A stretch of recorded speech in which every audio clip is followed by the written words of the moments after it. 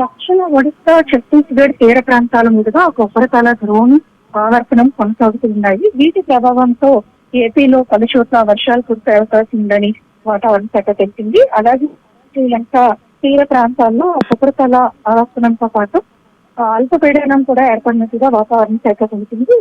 ఈ ప్రభావం కూడా దక్షిణ కోస్తా, ఆంధ్ర, రాయలసీమ మీద కూడా ఎక్కువగా ఉండే అవకాశం ఉందని కూడా వాతావరణ శాఖ అంచనా వేస్తుంది. అయితే అల్పపీడనం బలపడుతుందా లేదా అన్నది స్పష్టత రావాలంటే మరికొంత సమయం పట్టే అవకాశం ఉందని కూడా వాతావరణ శాఖ తెలిసింది. ఓవరాల్ గా చూసుకుంటే కనుక రాబోయే వారం రోజుల్లో ఏపీలో పలు చోట్ల వర్షాలు కురిసే అవకాశం ఉంది.